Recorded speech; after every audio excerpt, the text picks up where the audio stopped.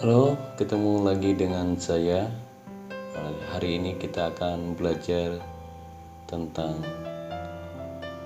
materi literasi kita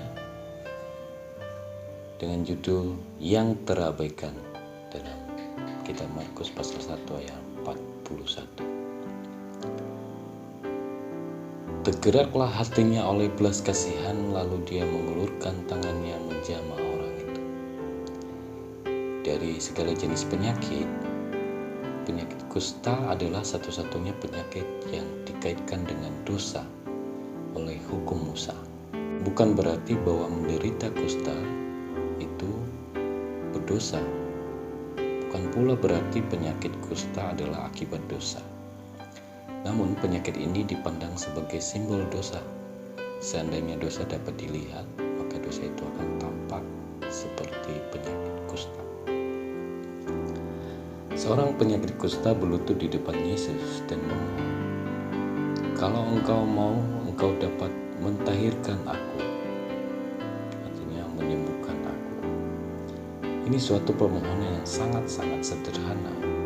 Memohon kesembuhan yang begitu sederhana dan menyentuh lebih dalam. Mendengar hal itu, hati Yesus tergerak oleh belas kasihan.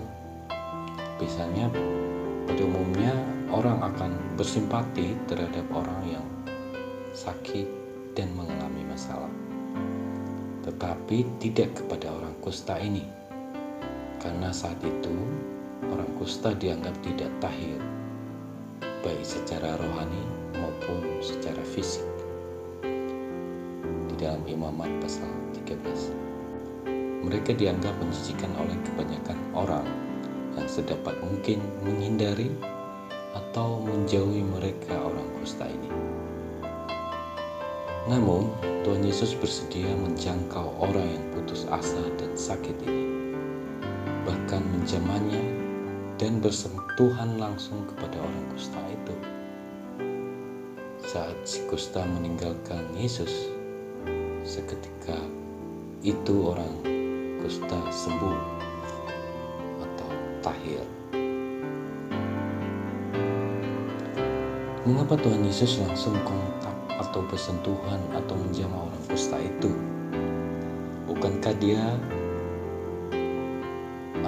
Bukankah Tuhan Yesus dapat menyembuhkan orang itu hanya dengan berkata-kata, "Jadilah sembuh"? Namun, maksud Tuhan Yesus beda. Tuhan Yesus memberikan pesan bahwa jamahannya itu merupakan belas kasihan yang begitu besar. Tuhan Yesus mengasihi orang kusta itu, dan dia sangat benar-benar hadir bagi manusia, walaupun itu manusia yang lain menjauhi, menganggap itu suatu kekurangan ataupun kesalahan ataupun dosa. Dalam perumpamaan dan kejadian itu, kita mari bersyukur atas semua pemberian Tuhan. Allah hadir di sepanjang hidup kita, baik dalam keadaan fisik yang kekurangan atau fisik yang baik, ataupun dalam keadaan sedih dan senang. Dia adalah Allah yang selalu hadir bagi kita. Amin. Oke, demikian literasi materi kita hari ini.